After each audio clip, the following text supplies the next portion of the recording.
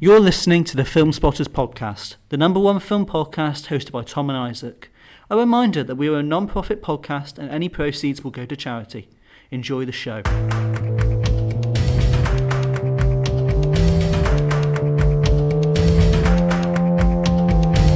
Hello. Welcome back to Filmspotters. Crying a bit. I've been trolling Tom with the intro a bit. I've been messing it up on purpose. I feel like I can't talk when you didn't do hello. It's oh. Yeah, we hope you're all having a good week. We definitely are. Are we? Yeah, we definitely did not record this immediately after Star Wars. What? What? No, Huh? obviously not. And how would I know that Caleb had died? Yeah, how do we know that? Yeah, exactly. That's what I'm saying. Anyway, we hope we thank you all for joining us Once for again, our Steven Spielberg special. Who is the Steven Spielberg guy? I feel I've like I know never nothing heard of about him. Yeah. I've never heard of him. But yeah, today we'll be talking about his new movie Disclosure Day. Yes. Which one of us loved, Yep. and the other one didn't. I hate it. Although spoilers. I might love it. That'd be good. We'll have an actual debate going. That would be interesting, to be fair. Well, I've been trying to get this started for a while. We were going to do an International Women's Day special, but that fell through. Yeah. We need to have more films where we have differing opinions. We do. We really do. We also have some hot takes here. I think 2 people sent in some hot takes. That's all right. That's all right. We can work on them. And we also have another tier list for you all. Yay. Now, there are 37 films here, so it won't be as extensive as the Star Wars one. Nope. I will very much just be going through them quickly. I've got a letterbox ranking, so I think I can just go off that. Yeah. But yeah. And well, I'll give my input as well, because I've seen quite a few of his films, but I haven't seen everyone. Yeah. You know, I've seen the ones which are lesser appreciated, or lesser well known, I suppose. Lesser well known and lesser appreciated. Yeah, bit of both. A bit of both. Yeah. Anyway, should we get started? Yes, we should. Okay, let me just pull up my notes. So which one did Spielberg direct? Was it Masters of the Universe? I think he did, yeah. That would make sense. It does seem like the sort of film he would make. Yeah, okay. So, Disclosure Day. This is the 37th theatrically released film directed by Steven Spielberg. That is mental. I mean, he's been going for over 50 years. His first one was in 1964 with Firelight. Technically. Which he was 17. Yep. He ran it for one night in a cinema. Mm-hmm. Technically theatrical release. Oh. We'll talk about that in a little bit, but yeah, this is him reuniting with Jurassic Park screenwriter David Koepp from a story which he wrote himself. Spielberg, not David Koepp. Fun fact: this took 42 drafts. 42 drafts before we got to shooting, because Spielberg was that precise. Because of course he'd already done Close Encounters. He didn't want to retrace. Yeah, you don't want to read. I mean, it definitely doesn't. I think it does show. Yeah. Because well, we'll get into it. But it's a complex film. It's a very complex film. This stars Emily Blunt, Josh O'Connor, Colin Firth, Eve Hewson, and Coleman Domingo, with Wyatt Russell and Henry Lloyd Hughes completing the supporting cast. This follows the quest of defector Daniel, played by Josh O'Connor, as he and his girlfriend Jane, played by Eve Hewson, are recruited by a researcher named Hugo, played by Coleman Domingo, to help disclose secrets held by the mysterious Wardex Corporation, which is led by the malicious Noah Scanlon, who is played incredibly well by Colin Firth. He's played by Colin Firth. At the same time, Kansas City weather reporter Margaret Fairchild, played by Emily Blunt, finds herself with these strange abilities to communicate with humanity, and then later joins Daniel's quest, who shares similar abilities, which all links to one event that happened when they were children. Yeah. I think that's all I'm going to give you, because we don't want to go into too much. Yeah. But this is, of course, Spielberg's 6th film to discuss the possibility of extraterrestrial life. Well, specifically First Encounters, no? Because E.T. and Close Encounters, obviously First Encounters as well. There's a couple more. What are the other ones? I've got Firelight. Okay. Close Encounters, which this is a spiritual sequel by Spielberg's own admission. Yep. E.T. Yep. First Encounter. War of the Worlds. Yeah, that's definitely a First Encounter. And technically, Kingdom of the Crystal Skull. Technically. Yeah. Well, no, it is. The aliens are there. No, I know they are. That they are. It's still not as bad as Dial of Destiny, but... Well, that's not directed by Spielberg, so we don't have to talk about that. I don't have to talk about the 1 out of 10 film. No. We don't need to talk about that. Anyway, Tom, would you like to kick us off with our analysis? I suppose so. Yes. So, I did enjoy this film. I really liked it. I had a fun time watching it. I thought it was a fun little action ride. Well, I say little. It was a fun action ride. It was good, and I think that Steven Spielberg directs the hell out of it. He does a brilliant job with it, Oh, yeah. obviously, because this is from his mind to the page. I think he's very happy with how it's turned out. He's taken a long time to get it right, especially as we can see by the 42 drafts, and it's a very tricky story to get right.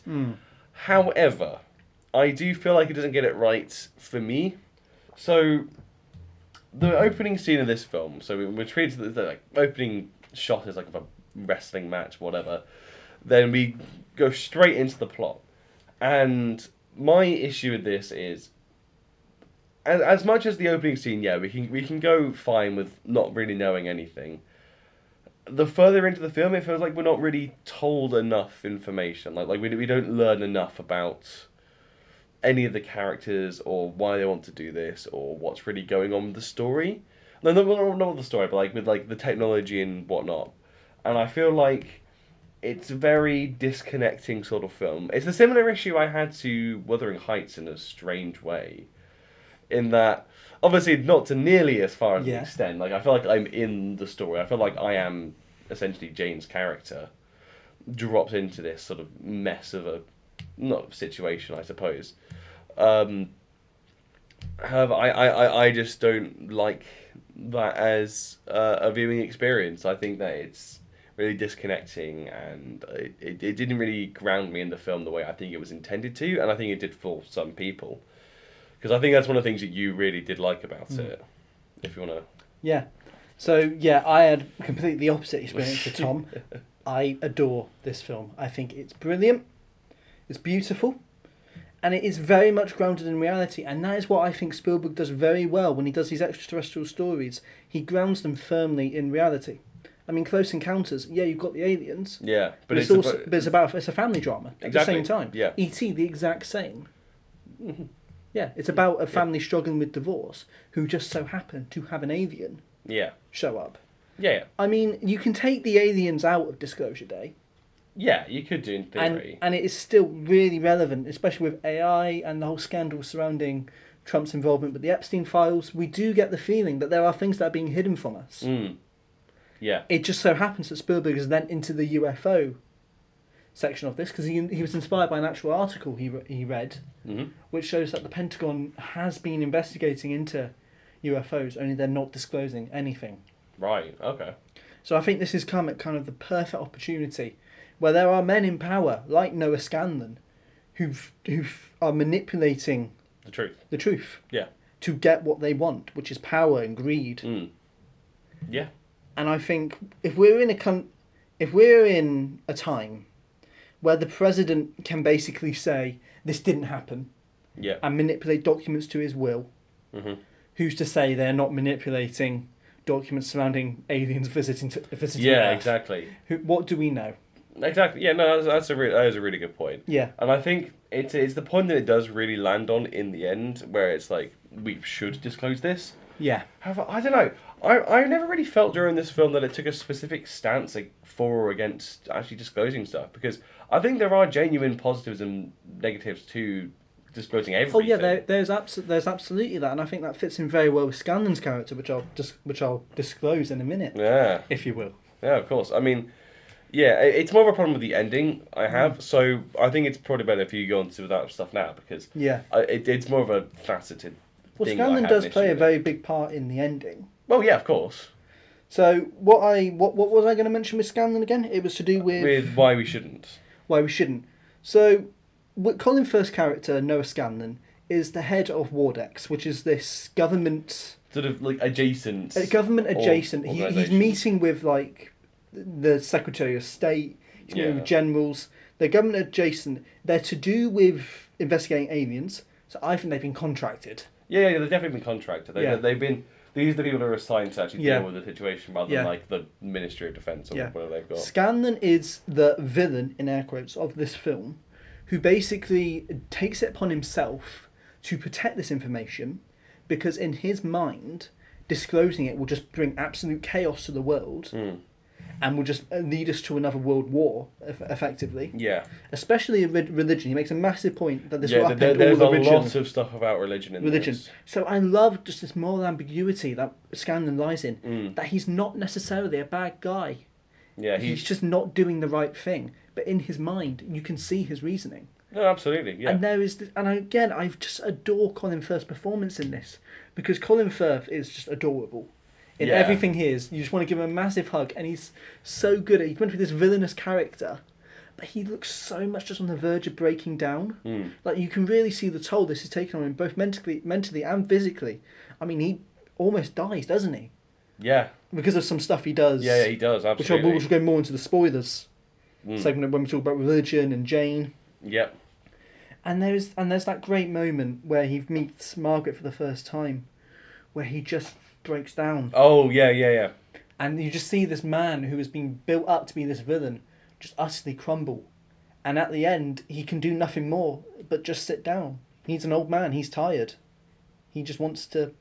He wants to be done with it. He just wants to be done with it. Yeah. A bit like Colin Firth. I suppose. I mean, he's not that old. Like, people older than him he- still going.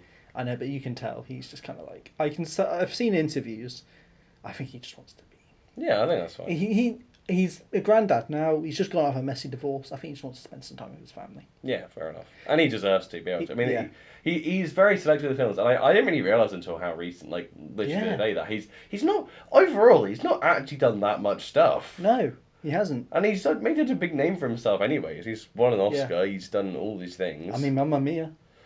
Yeah, he did do that as well. He'll keep coming back from Mamma Mia. When they do Mamma Mia 3, he'll be on the first flight to Greece. Oh, that is being in development. That is in development. Is it? It's being confirmed. Sydney Sweeney's in it. Oh, never mind. I will be watching this. Mamma Mia 3. Anyway, not talking about Mamma Mia 3. Yeah. So, yeah. But what did you think of Scanlon? I think he is a very interesting character. Like, again, the stuff you say about when he sees Margot is really cool. Yeah. Is it Margot or Margaret? I think it's Margaret. Margaret. People call her Maggie because that's, yeah. Maggie. Who the hell's Margaret? Your youngest daughter? Well, I've never heard of it. This must be wrong. Anyway, mild Simpsons tangent aside. Yeah, no, he's a very well written character. I think he's plays such a presence throughout this film, and there's some really cool stuff he does with the aliens. Yeah. Especially like in the middle of the film, and that's the point where I was like, okay, I can see where this is going. And it was that bit was really cool. Yeah. I think it's funny how he shows up basically everywhere. Like, I'm on an Invincible hype train. I watched all of season 1 yesterday, so he reminds me a bit of Cecil and how he literally just shows up at every single event just to do with his company, and he's just everywhere at once. We'll go in spoilers. We'll go a bit more into how he shows up everywhere. Yeah, but he's a very menacing throughout the whole film. Yeah. It's really cool. Like where they're just sort of driving on and they realise that there's cars coming the other way from Wardex. And it's like, down. Yeah. He's very cool. I think he is probably the best character in the film. He is the best character. Because, and that is one of the issues I find. Like, I don't think we get to know enough about Josh O'Connor. No. I will give you that. That's one of my main issues with this film, because he's the one we essentially see most of the things through, other than Emily Blunt, who I'm obviously moving on to. And I think that we needed more with him, because, again, for the first couple of scenes, we're with him exclusively, and we're cutting intermittently back and forth between them. And he's like, he sees this video and he's like, okay, this is why we need to tell everyone about it. But I feel like there's just not enough reason of why he specifically wants to do it, other than spoiler reasons. Yeah. And I think that he could have had more agency in deciding that this is what he wants to do. And that's an issue I have with Maggie as well. I mean, it's an issue I have with all... No, I can't even say that now. That's all spoilers. Can we go into spoilers? Yeah, full disclosure, starting from now. Okay, I have massive issues with Chosen One plotlines. So, yeah, all the time. The ones I can admit is like Avatar and... that's the main one, to be honest. So there's probably more. Attack on Titan, that's a Chosen One plotline. But that's done a very different way. Anyway, I'm getting off the point. Essentially, Maggie and Daniel have been chosen to be basically the vessels that will communicate with the aliens. Yeah. And communicate them to the world. The world. And I think, whilst that's very interesting, it's very interesting that there's two of them. That's the really interesting bit, sort of playing on the twist of that. However, I felt like Maggie never really decides to do this. Like, she's just following her intuition as soon as she's activated, like a sleeper agent. Yeah. I feel like she doesn't have the intuition to do this. Um, and while she's very confused of why this is all happening, I think that bit's perfectly fine. Obviously, Spielberg's going to have noticed that. I think that because she doesn't really have the choice in doing this, she's essentially just following her heart. It just makes me disconnect a bit from her character. Like this isn't someone who's decided to go out on this adventure. This is someone who is forced to, and I feel like that she never really comes to her own conclusion about should we put this out, especially being from the media aspect of this, being her.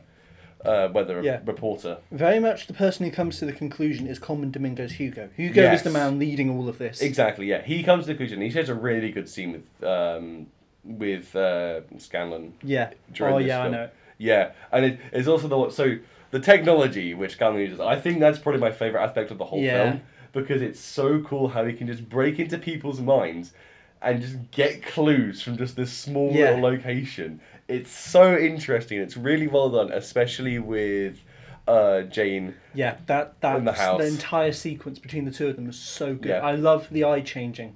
Yes, I love that eye swapping that's colours. how you know. And even in the motel bit, where she's just looking at he's holding the piece of paper in his hand with all the maths which he can read, whatever. Yeah. And then she knocks it out of his hand, and immediately they're onto them, and it's so cool how they're able to do that. Yeah.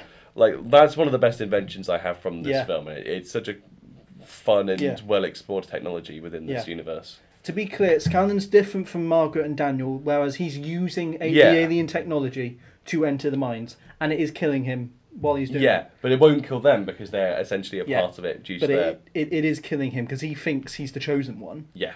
When he's not. He's really not. I mean, whenever he does it, his people around him are like, his heart rate's dropping. Yeah, get me over. He's got this whole team, and he's in like a specific bed with like the teeth grips and everything, and he's taken probably billions of dollars to be able to develop this technology, and then Margaret has one go with it, and she's just like bossing every single thing that he's ever done with it immediately, and it's crazy. The plot is really cool. I think it's a bit, I don't know how I feel about the entirety of the plot. Like, it definitely drives the story to where it needs to go. I don't think it's like the most interesting cat and mouse game, other than the bits where Scanlon's using the technology, but it definitely serves its purpose for getting to the ending of the film. In which, I mean, do you want to go to endings, or do you want to do Jane first, real quick? We'll do Jane first. We'll talk about... because she's the last character we're yet to talk about. She's the last of the main characters we'll talk about. I mean, we could talk about Jackson, but... Do we need to? We could talk about Jackson. We could talk about Boyd. When I saw Wyatt Russell in the cast, I was like, oh, is he going to play like the main military guy who's like chasing them down? I was like, nah. I immediately knew that was going to be Colin Firth. Yeah. When I saw Colin Firth in the cast, I was like, he's going to be the guy chasing them. Yeah, but like I'm on like the person who actually goes out and like runs the missions. Yeah. No, that's Colin Firth, and like that's mainly Henry Lloyd Hughes. Yeah, who Boyd, isn't it? Boyd. Yeah. Sidetrack. Do you know where he got his start? No. He's Mark Donovan from The Inbetweeners. Is he? Yeah, that's Mark Donovan. Oh my god, I didn't even notice that. Yeah. That's actually crazy. Yeah. Oh. I saw that and I was like, oh my god, that's Mark Donovan. Oh, right. He's had such a grow up in his career to go from The Inbetweeners to Spielberg. Have you ever heard him talking behind the scenes? Yeah. He's so posh. I saw him at the premiere. Yeah. He's so posh. It's crazy. Anyway, well, that's a fun little tangent. Yeah. Anyway, so Jane's the last one of the principal cast, and this is the main sort of argument about religion. Yeah. And because she hasn't like lost faith, but she's run away from a convent. Yeah, she hasn't lost her faith. She still believes in God.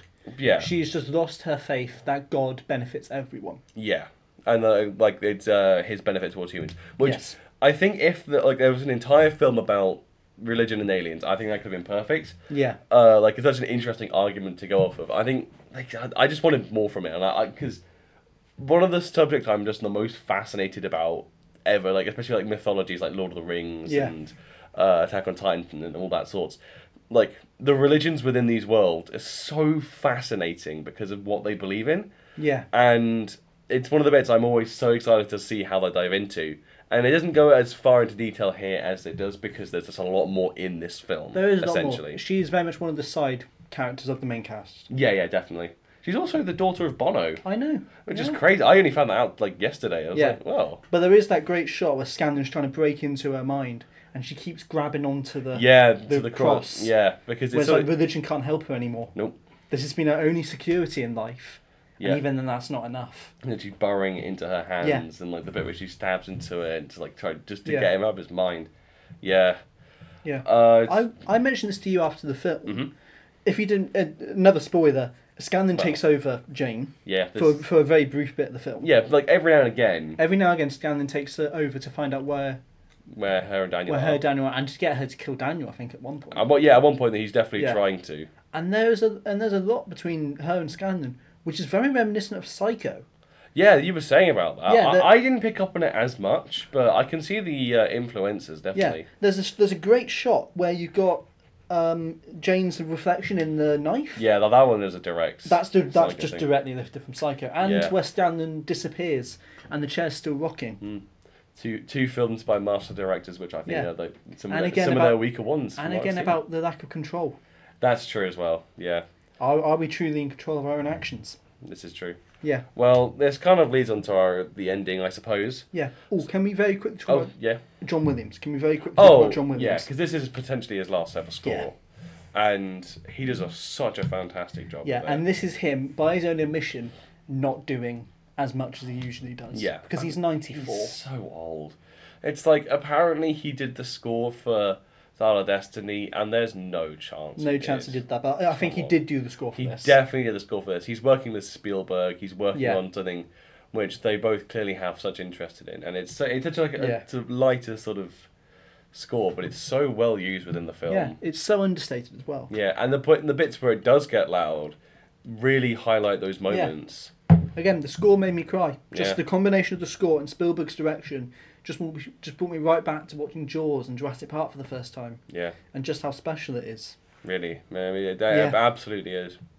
It's very Yeah. weird moments. Wasn't that where Coleman Domingo was just speaking? Yeah, I was really confused because like I was just like, "You're right, bro." Like, like Yeah, something happened. it was just Coleman Domingo speaking. Like, because that's why. Like when I cried at film, it's because something absolutely devastating stuff happened. Oh, Like, it was the man's swagger. You see the Yeah. man's swagger. It bro, like brings you to tears. when he came on screen, I just like broke down. I was like, nah. Yeah. It It's was good- the same for Michael. Yeah, it's good to see him in a good film though. It's good Yeah, to oh, see yeah, him in a way good better, film. really good. Anyway, the ending. Yes, the very ending. When they Ending, then actually- we'll move on to this massive. Oh my days, this is gonna be such a long episode. No, it'll be fine. We'll be Because good. the ending's the thing I have the most problems with, but it's also like my favourite bit of the film at the same time. Yeah. It's so strange because I just can't make my mind up on it, and I don't know when I will, on whether it's good or bad. And it's the same with films like Eddington as well, which I just don't know if it's good or not. And We're All Going to the World's Fair. Like I don't know if those are good films or bad films. Yeah. But I like one and I don't like the other, and it's so strange. And I haven't, made my mind up on it.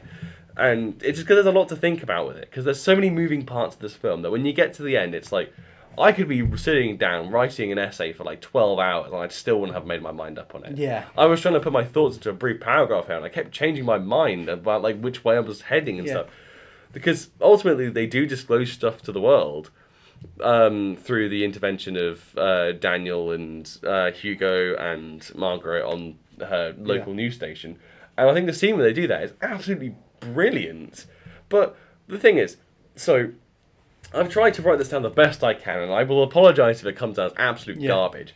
But I've said that essentially the film never, because of like the ambiguity of it all, it never really arrives at whether it's right or wrong to disclose it. Like it's leaning more into the right, but I feel like it doesn't really decide that. And so because of that, it's difficult to make the interpretation of the ending, especially with the nature of how the world is in this film. Like basically you're on the edge of the apocalypse as it is, and then you throw this nuke into the mix as well, and it's like I feel like the film never really arrives at whether this is the good or the right or the wrong thing to do, and I feel like I can't arrive at that judgment either because we can't see what happens afterwards. And I know that's intentional. I do know that's intentional, but that is my issue with it. I feel like we just don't know whether this was the right thing to do, and because the film doesn't help us to get to that point, I feel like I can't make my mind up as such. Yeah.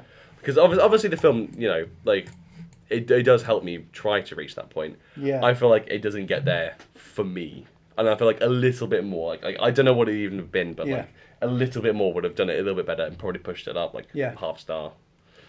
Can I hop in here? Yeah, because I think you're opposite. Yeah. I'm entirely opposite. I think the ending's brilliant. Yeah.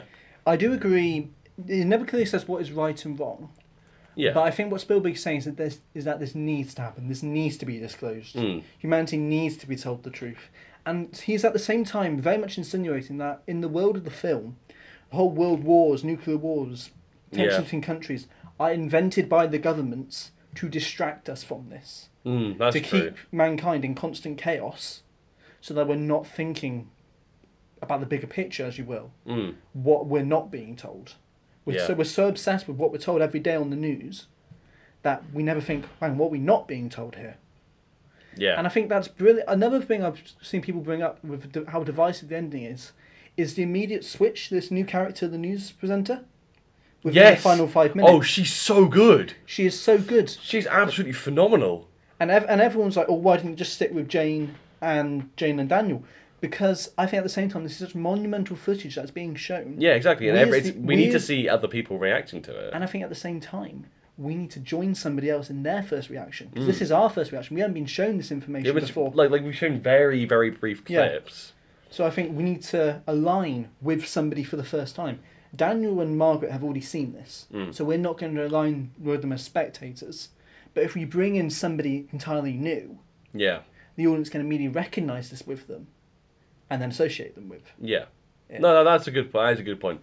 I don't know. Sorry, that was full film studies. No, I get it, man. I do get it, absolutely. I mean, again, the ending is absolutely fascinating. And I feel like it really could be one of Spielberg's best. But like I say, I don't think the film quite pushes it to where it needs to be for me to be able to properly feel it. And I don't know, on a rewatch, that might entirely change. Yeah. I don't know. I'm not trying to hate this movie. I do really like it. I really like everything it's going for. It's just I have too many issues. Like I went in, I was like super high expectations, and I think it wasn't what I needed it to be personally. But that's fine. These things happen. Like you're not gonna love every. No, you're not gonna love every film that you're gonna go see. But I still really liked it. We're not gonna love every film we cover on Filmspotters. Well, basically, like I've basically looked. None at this point. It's what Bone Temple.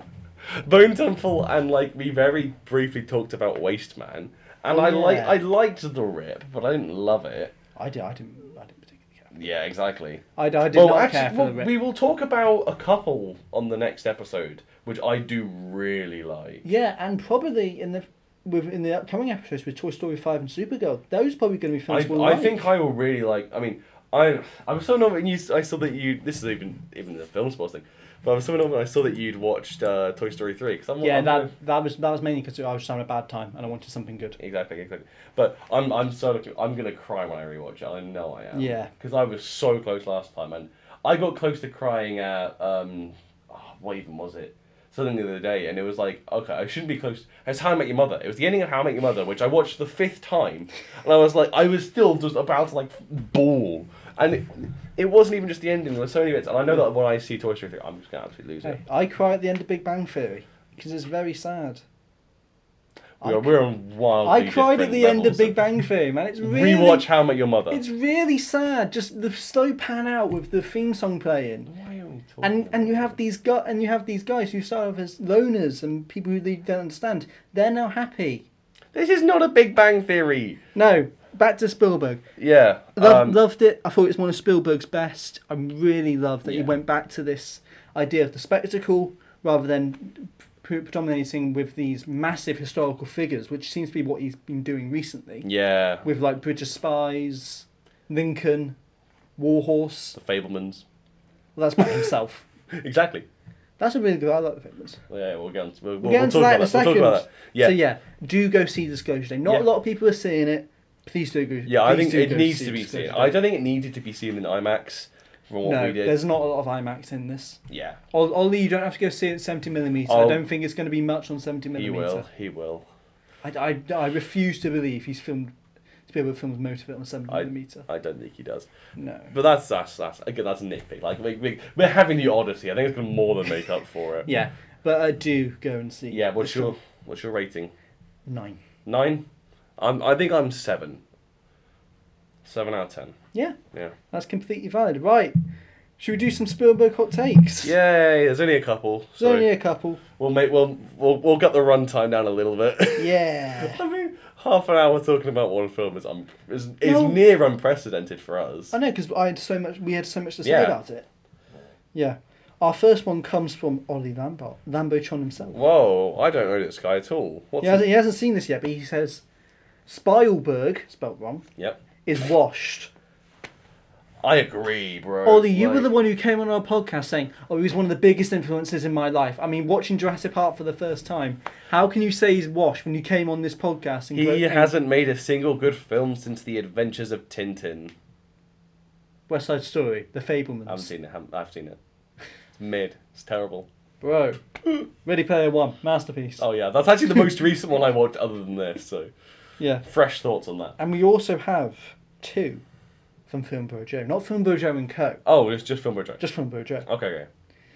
I asked people if you've seen Disclosure Day, let us know. We really want to know what you think. 'Cause this is a very divisive film. Yeah. He comments, haven't seen Disclosure Day. Oh, Joseph, you didn't have to comment that. No, he did. You didn't. But he also said War of the Worlds is his best film, by the way.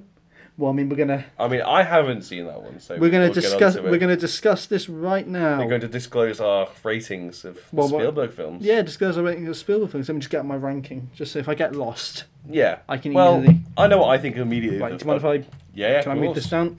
If I. Just so we can see. Yeah. So we have all 37 films here.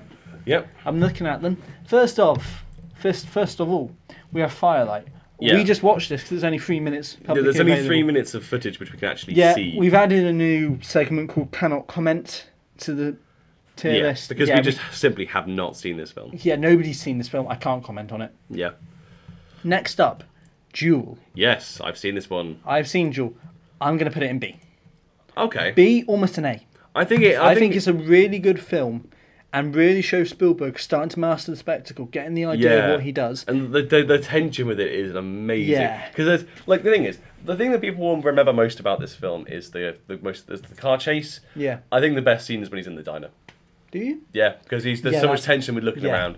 It shows that he's really getting Yeah. there with how to play with people's minds. And there was also a reference to it in Disclosure Day with the train. Yes, I was With the thinking car that. being pushed into the I was train. thinking that. Yeah. He's come full circle. He really He has. knows what he's doing. What's next? And there is another reference to Sugarland Express. Sugarland Express. In Disclosure. Have you seen Sugarland No, Express? no. It's a very interesting film. Okay. When I read the premise, which is like this woman breaks her husband out of jail to go get their kid who's been taken Yeah. from Don't foster they care. kidnap a police officer or Yeah, something? they kidnap a police officer. This is based on a real case, very loosely. Mhm. There's a great scene where at a petrol station where they pull up and there's this massive line of police cars chasing them. Yeah. And they drive away, and all the cop cars come in to get gas, and the guy's like, "What are we doing? What am I doing?" And I think that's a little reference with the gas station scene in Disclosure Day. Yeah. I think that's a nice little reference. That's But cool. it is one of the most boring chases ever, but Spielberg manages to make it so brilliant. Like Okay. nothing really happens; they just drive. So it's like the opposite of the French Connection. Yeah, they literally just drive, Yeah. but there are all these police cars chasing them in one massive long line because they're all scared of getting forward because they'll hurt themselves. Right. That's fun. It's brilliant, and there's Yeah. there's a great climax as well. I won't spoil the climax, but yeah, Yeah. really good film. If you haven't watched it, go check it out. First film with John Williams. Yeah, it was the first. I mean, obviously the next one's probably their most iconic. Dun dun Yeah. dun dun. Jaws. Reinvented the summer blockbuster. Honestly, I haven't seen it in a long time. I watch it about once a year. Yeah. I adore it. I think that S tier is completely fair S for tier it. all the way. I mean, I've seen people complain about there's too much time on the boat, but like, come on, there's a film about a shark. Steven Spielberg invented filming films on the ocean, Yeah. on water. That's incredible in itself. Yeah. It's an amazing achievement. We wouldn't have had Waterworld. We Yeah. would not have had Waterworld without it. This What is else? true. Are there any other movies that are filmed on? No, there's no others. No other movies? No, it's Jaws and Waterworld. The Abyss? No, that was filmed Underwater. in a paddling pool. Was it? Yeah. Oh. Like just one of the ones you put in the back garden. Very cool.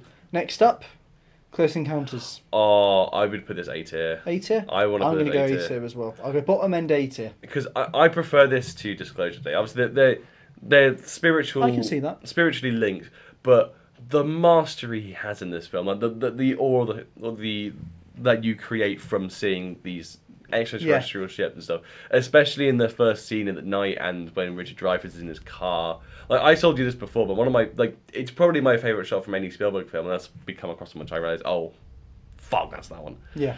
I'm a little teapot, short and stout. Why are you singing? I'm joining it, man. I'm joining in. Anyway, yeah, and one of my favourite shots of all of Spielberg's career. It's just the one where Richard Dreyfuss is looking at his map in the car, and he's like signalling the car to go around him while he's parked to the side of the road, and it's just slowly as these lights just rise up behind him in the windscreen, and it's like, I don't know how, like, that's such an amazing moment to me. Yeah. I don't know why I love it so much. I just do, and yeah, great film. Yeah, great film. And on to 1941. the best film. I'm going to put this in D tier. Okay. I'm going to explain why. Okay. It's a very well made film. Yeah. The visual effects in this are stunning. Yeah. It's just not very funny. I've heard that. You think, oh, this is an okay film, and then you remember, oh, it's meant to be a comedy. This is supposed to be. This is meant to be a comedy, and it's just not very funny. Yeah, that's the main I thing I've laughed heard. twice. Yeah. And this is a 2-hour long film. The problem is, the joke there's not a problem with a lack of jokes. There's kind of like an abundance of jokes. Yeah. With no setup, only a punchline. Right. So it's kind of just like joke, and you're like, well, why am I meant to find this funny? Yeah. Why am I meant to find a man falling down funny if you haven't set up Right. why he fell down? Okay. I see. You know. Fair enough. John Belushi's very good though. Yeah. The great bit is at the end where he jumps into the Japanese sub. Yeah. Oh, okay. He jumps into a Japanese sub. That's fun. And is it Toshiro Mifune? He's Yeah. One of the. Okay, he's the because that's why I'd want to watch it, because he's in. Yeah, he's only had a couple of appearances in American films. The other one being Grand Prix, and he's just a brilliant actor overall. So yeah.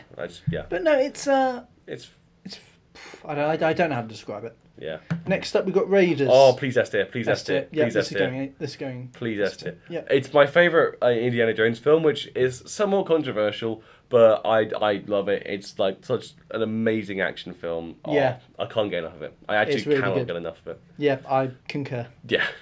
Okay, what's next? Well, it's one of my favourite shots is where. Oh. One of my favourites. No, we got time. I can talk about make it. time. One of my favourite shots is when he throws the nut up into the air Yes. Yeah, and then and it quickly pans to the monkey. Yeah. So poisoned. cool. Yeah. Such a great film. So cool. E.T. S. No, come on, S. I don't like E.T. I love E.T. I no, genuinely. Made me cry. No, I know it did. I know it did for a lot of people. All right, we'll go. Go. If like for my own sake, because Okay. if this were me doing this tier list by myself, having Yeah. seen all of them, I'd probably put this C tier. Really? I really don't Okay. like E.T. I'll put it behind Close Encounters because you do really like that film. I'll take your Okay. consideration Because into account. this is a joint list. Like I I know. know, I haven't seen Jaws in a long time. I can't comment on that. I've seen Yeah. E.T. relatively recent, like within the last 5 years. I've seen Yeah. it, and I don't know, man. I get it. I get why everyone finds him so cute and all. Like, I don't know, man. It's never really captured me the way that some other films of his have, Yeah. especially in terms of First Encounters, the ones that I've seen of his. Great shot though. Yeah. Riding over the moon. Like it is. It's really cool. I get it. I really do, but I don't like it Be myself. good. Yeah. No. Oh god, Twilight Zone. Okay. Okay, Right, we've got Twilight Zone. Everyone. That's gonna go D tier as well. Yeah. Is this just? Are you just going to rate his segment from it, or are you doing Oh, the his film as a segment's whole? absolutely boring. Yeah, It's 'cause with Scatman Crothers, and he goes into like an old folks' home, Yeah. and they're all miserable, and he goes, "Guys, we should be enjoying life. Let's play kick the can." And there's this one guy who goes, "No, I don't want to play kick the can." And everyone else is like, "Let's play kick the can." And so they all go outside at night, and they all kick the can. Right. And suddenly, they become children. Okay. They become children, and they're all running around saying, "We're children, we're children, we're children." And Scatman Crothers goes, because you're children, you have to go to school. But you've already been to school. But you're children. Right. Fun. And so they all go back inside the nursing home, Yeah. and the old man who didn't like us in bed, he refused to go out. And he sees all these kids, and he's like, "Ah!" And he goes and gets the warden, saying like, "Oh, they're the bunch of these kids who broken in." But plot twist, because they got back in bed, they're back to old people. Only they're a bit happier. What? That sounds Only one of them so doesn't change, and one of them goes flying out the window. It's What? so weird, and it ends with Scatman Crothers in the morning leaving. The old guy's playing Kick the Can. They're all Yeah. playing Kick the Can. He walks down the street, goes into another old folks' home, and it ends. It's such a weird story. The Why fact did that- he do this? I mean, I've been spending the last couple of weeks watching the VHS films, and most Yeah. of the segments in them sound better than that. Joe Dante and George Miller's bits, amazing. Yeah. Joe Dante's use of special effects, really good. John Lithgow was in George Miller's bit. That's a recreation of 20,000 Yeah, that's the one. with one of the William ones- Shatner. Yeah. It's a shot-for-shot remake. Very, very good. Yeah. Yeah. And then we don't talk about the other one. We're not going to talk about John Landis's bit. Cool, so Temple of Doom. Yeah, Temple of Doom. I really like this film as well. I really like this film as well. A tier, A tier. Okay, we'll put it behind. I know it's 80. controversial, but like the action in this one is maybe even better than Raiders. Because Yeah. like the minecart chase, they're ripping hearts out of stomachs. Yeah. Like it's so cool. It literally invented the PG-13 rating. It did. It did. Which invent is the so PG-13. fun. Yeah, I love it. I haven't seen it. I need to rewatch it. I'll rewatch it this summer. Yeah. Colour Purple. S. S? I adore the Colour Purple. Makes me cry every single time Yeah. I'm in front of Raiders. Okay. Um, I haven't seen it. Yeah, okay. From all I've heard from it is that Spielberg probably wasn't the right choice to direct it because of the subject matter. because of subject matter, but he does so well with it. Yeah, like It's he such a just brilliant apparently film. tries best. I'll have to give it a go at It makes some me point. cry because it's so sad because she her entire life has wanted for nothing. I don't really know much about it. I don't. I've got to keep I it- want to go into reality Okay, blind. That's yeah, okay. yeah. It's beautiful. Yeah, If, just if, beautiful. if you've watched it, you know what I'm talking about. It's utterly beautiful. Okay. Empire of the Sun. See, See, yeah, I've heard alright things about this. it's okay. It was but one of it's those- a bit boring. It's one of those ones that my dad was just trying to get me to watch for like years, and I was just like, I don't want to watch this. It's a bit boring. It looks- Christian Bale's very good. Yeah, but it's also like overly long apparently. It's got Ben Stiller in it as well. Yeah, Ben Stiller. He goes, "Hey kid, do you want a candy bar?" I And like. John Malkovich. John yeah. Malkovich is in Yeah. this as well. Although I like the idea of what it is, but I haven't Yeah. seen it, so I don't know what to even think. Yeah. Yeah. Oh, Last Crusade. Do we put Last Crusade in front of or behind? I I love Last Crusade. No, that's fair. I think it probably is better than Temple of Doom. The last time I watched it, it was like, yeah. The last time I watched Last Crusade, I was just a little bit Indiana Jonesed out, I guess. I thought it was just okay. It felt like a lighter version of Raiders. I probably should give it another go, Yeah. but it's good. It's still a very good film. It's very cool. Oh, the tank chase, amazing. Yeah. Very funny. I find when the man drinks out of the wrong cup. Spoilers for a 40-year-old film. Yeah. When he drinks out of the wrong cup, what happens after that? Yeah. I find that scarier than Raiders of the Lost Ark. I don't, but that's because they're very different things. I mean, one of them is. It's still really cool. Though. Yeah, no, it's very cool. It's like one of them is New Testament, one of them's Old Testament. I think Yeah. Old Testament biblical horror is just absolutely Oh, horrendous. the face melting. Well, exactly. I mean, you can't even like put a spoiler warning for, around that. for That's 46 years old, guys. If you haven't seen no, it, but not just- even. I feel like it's so iconic. It supersedes that film. Yeah. It's Actually, like 45, Psycho. 45 this year. Yeah. Ollie, Raiders, term 3. Come on, get on. Get Turn it 3, turn 1. Term 1. There. Bleh. Yeah. Always. Yeah. Have not seen it. Do not want to see it. Oh my god, it If- is abysmal. If I ever have to watch, if I ever like finish Spielberg's filmography, it'll be the last one I watch. Yeah, it is so dull. It's more dull than 1941. It's just so boring. Nothing happens. And it's a Robert Zemeckis film. I don't know why he's done this. It's a Robert Zemeckis film. That is, yeah. Like- I pity you for having to have watched it. Like I said in my letterbox review, the final 20 minutes, Yeah. other Tom came in the kitchen. I just took out my headphones and talked to him. And I just let the film play out. And he was like, "Do you not want to watch the end of it?" And I'm like, "I've got a feel for it. I know what's going to happen." The actors, they're all three really good actors. Yeah. With Helen Hunt, Helen Richard Hunt. Dreyfuss, and John Goodman, Yeah. right? Yeah. Holly Hunter, Richard Dreyfuss, John Goodman. Yeah. He's right. Really good. Really trying with what material they've been given. It's just not very good material. Not very funny. That's fine. Hook. Yeah. Can't really comment. The last time I watched it was on a bus back from Year 6 camp. Yeah. I still remember it. I'm happy putting it as C-tier. I'm fairly sure I have seen this on like a some sort of, my parents dropped me off somewhere and it was on the TV there. Yeah. And I do remember it though. I do remember Hook. yeah, I don't know. I haven't seen this one. It's Yeah. not like a vague memory. It's what it is. Might have to be a rewatch. Yeah. How are we doing for time? Oh, we're doing fine. There's time. Jurassic Park. I don't know, bro. I think that's an F tier. F tier. Okay. No, yeah, no, it's S tier. It's S tier. Like I prefer Jaws, but you prefer Jurassic Park. That's the. I prefer Jurassic Park to Jaws. Yeah.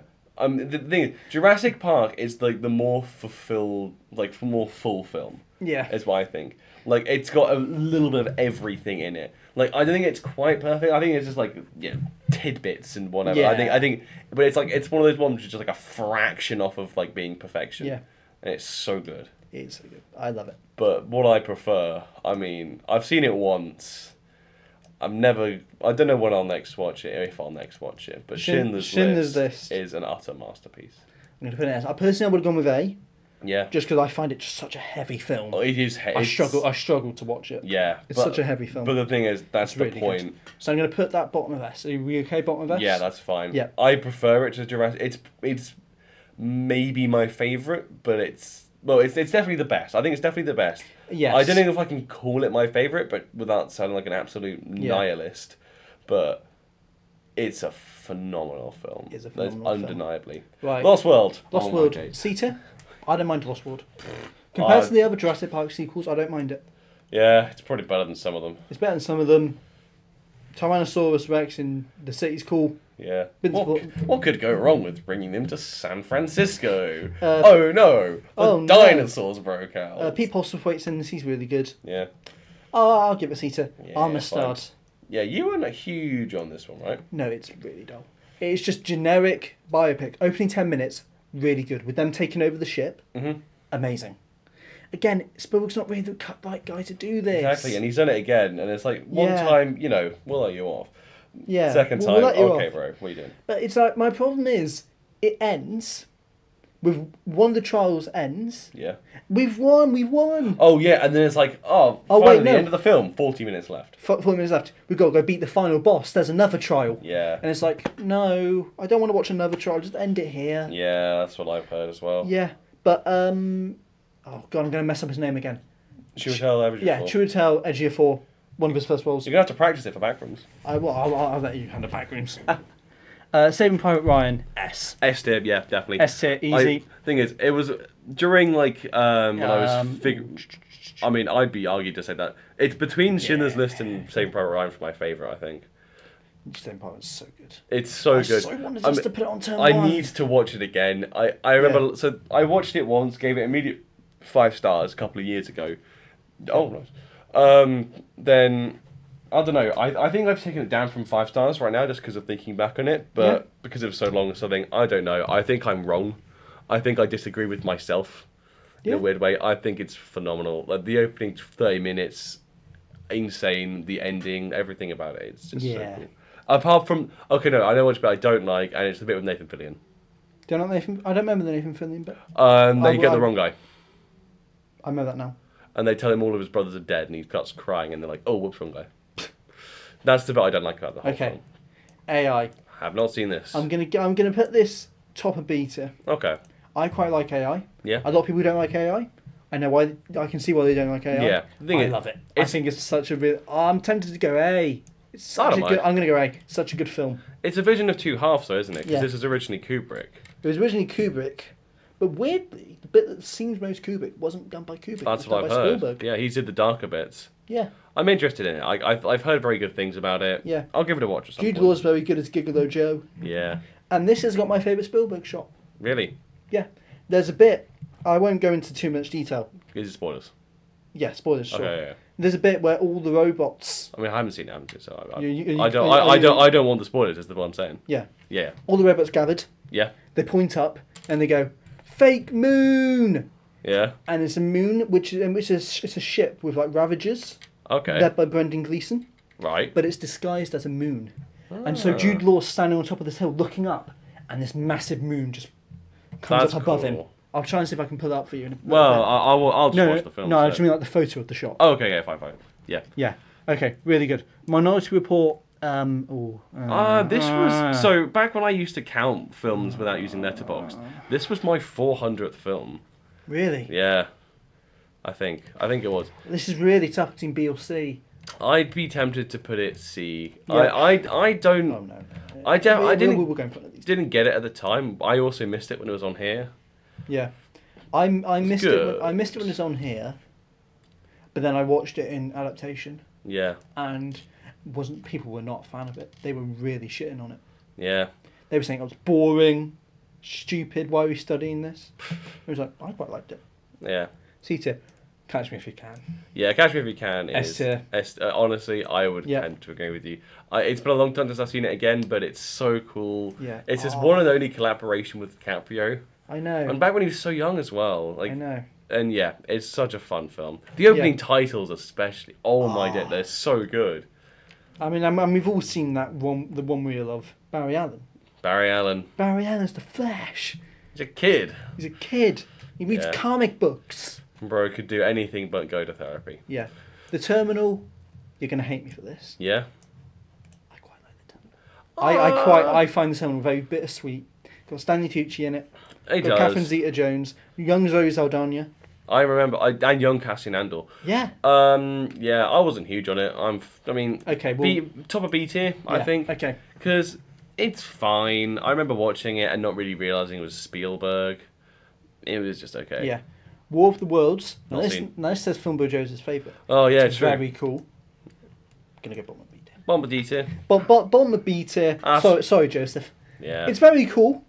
I will give it that. Joseph will explain why he likes it and why it's his favourite. Yeah, but the thing is, it's nowhere near as good as the Amazon Prime version they put out last year. No. He's just made much better films. Still a really good film. Just much better ones. Yeah, he needs to get onto the level of Ice Cube. Yeah. Well, yeah. Munich. See. Yeah. Okay. Very fine. long. Very, very long. Yeah, very long. I mean, the only context I have around it is I've seen September 5, which is about the similar event, same event, isn't it? One of them is 90 minutes. The other one's almost 3 hours long. Like, one of them's like literal like, I forgot what you call it, like small piece. What's the word? What's the phrase for it? It's a little. I forget what it's called. Anyways, yeah, it looks too long. It's got Eric Bana. It's got John Magaro as a. Got Daniel Craig as well. Back player. Yeah, it does. Yeah. Yeah. Then Kingdom of the Crystal Skull. So that's an S tier. Yep, that's immediately going to go into S tier, right above Jaws. Yep. We're going to keep it there. Yep. Because I mean the bathtub scene makes sense. Yeah. And the aliens are fun. Aliens are fun. And my favourite actor of all time is Shia LaBeouf. I've never hated any films he's been in. No. Especially not my least favourite film of all time. No, that's not him. No. Don't put it F. Like I think D tier. D tier above Amistad? I haven't seen Amistad's Amistad. very boring. Yeah. Well, it's not boring. It's the thing. Like no. Thing is, King of Crystal Skull I loved growing up. It was really cool. There's a really fun motorcycle chase. Yeah. And then that's when the sort of like whatever. Yeah. The shot of the ants crawling out the guy's mouth. Yeah. Really cool. It is definitely Indiana Jones, but like, it's Indiana Jones light. It's like he's barely there. Yeah. Okay. Well, we're in the final stretch, guys. Yes. We're in the 2010s. Tintin. I'm tempted to top a B in front of Terminal. Yeah, I love Tintin. Tintin's really good. It's fun. I need to rewatch it. Warhorse. D. I did not like Warhorse. Very boring. It was one that I used to watch with my mum quite a lot. I didn't even finish Warhorse. Same with Lincoln. I'm going to put that I've in not D seen tier. it. Sorry, guys. I just didn't finish it, so I can't really comment. It looks so boring. It is really boring. So boring. Bridge of Spies, C tier, top of C tier. Top of C. Top of C. I put it towards the bottom, is my opinion. Yeah. Because, I don't know, I was just kind of bored of it. Like, it was another one where it's like, why has he gone to Russia? Like, yeah. I got the whole thing with the Berlin Wall. I think that, like when he's crossing it, there's a good scene. But, like, why did Mark Rylance win his Oscar for it? Yeah, so overrated. I don't know why. Why? I think it's just a really bad year. It probably was. Yeah, BFG. But that's the better Mark Rylance performance. Are you putting F? No, I'm going to put it bottom of D. So why did he do this? I don't. Why the feel BFG? like something It does he'd not do. feel like a Spielberg film. Yeah. Right. The Post, bottom of C. Bottom of C. I really, really want to watch this actually because it's got Bob Odenkirk in it. And David Cross. Oh no, okay, I'm going to put it. And right Jesse next. Plemons and flip. You know the guy. I don't know the guy. I don't know the guy. You're not that guy, bro. Michael Stuhlbarg, isn't he in it? I think so. I watched this when I was 13. Do not really remember it. I've got it on DVD and I'm going to get round to it. I remember preferring it Empire of the Sun, so I'll put it between that. Okay. British Spies. Ready Player One. Okay, this is the one I've actually seen most recently. I quite like Ready Player One. I think it's so much fun for how shit it is. Can we do B? We can put it B. We'll put Ready Player One in B. It's- I like Ready Player One. The amount of references are too insane. Yeah. But I was watching it with a group of semi-drunk friends, and we. This is the Overwatch stuff, like society. Well, the esports society, my Overwatch team. So when Tracer came on screen, we were all like, "You, it's Tracer Overwatch! It's Tracer!" And then that was like the best bit of the film. Right. West Side Story you haven't seen. I have not seen. Amazing. It's really, really good. Yeah, from It's the gonna go there. from the clips I have seen, it is where one of the things that Spielberg has used a lot later in his career. So once the 2000s start, is this weird way of using light, and it just makes everything feel really washed out. And I think that every shot I've seen of West Side Story is him using that to his fullest, and I don't personally like it. But it's You haven't seen the film, so you I know I can't haven't really- seen the film, so I'm not putting it It's against a it. really good film. But it's the example I can think of the most from the clips I've seen where he's using that technique. Yeah, Don't let it put you No, down. no, it's fine. but- I was actually thinking about it. I was like, Okay. I'll put it below. Catch me if you can. I want to get round to The it. Fablemans. Let me finish my sentence. Sorry, I thought you were. No, I wanna. Come on, I want to see if we can clock in it because that in an hour. No, we won't. We won't. We won't. Fablemans S. I wouldn't say Fableman's A tier. I really like that film, especially showing the power of film. Yeah. The David Lynch cameo is amazing. Yeah, I remember loving this when it came out in the cinema, so I'm gonna put it in front of Close Encounters. I'm Yeah. sorry. No, that's fine. This is That's one of my fine. favourite Spielbergs. That's honestly so fair because it's such a fun film. Yeah. Last one. Disclosure Day. Disclosure that goes Day. C tier.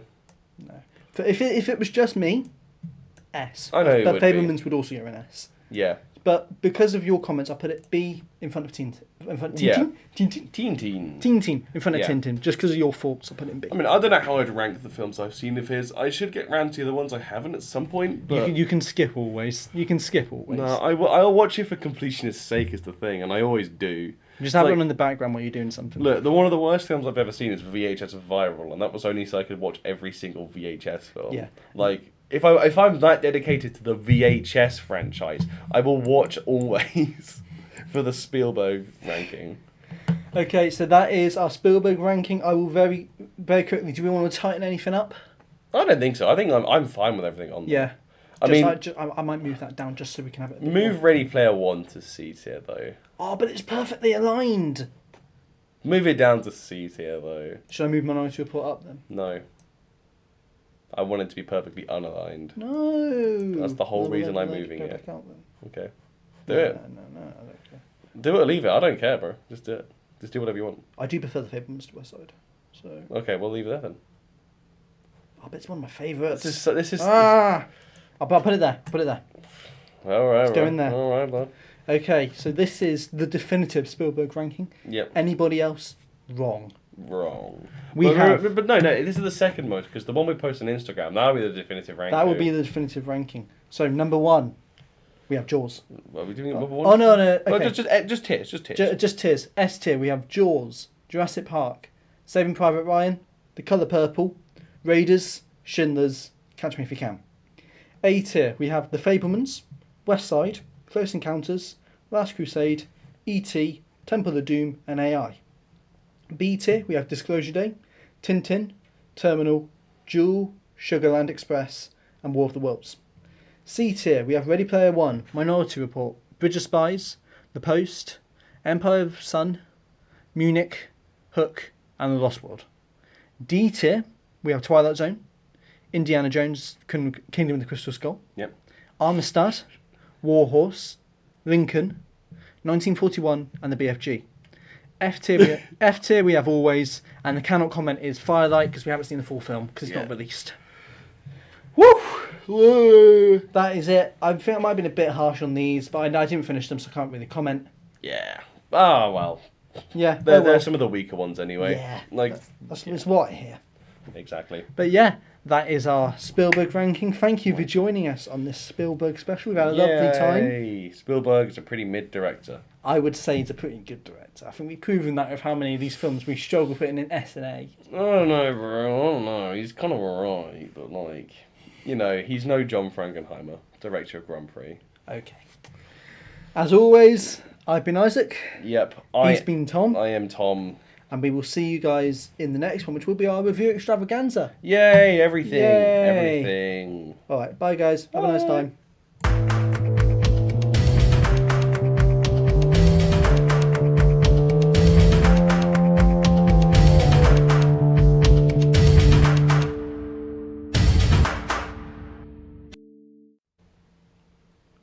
Alright guys, how's it going?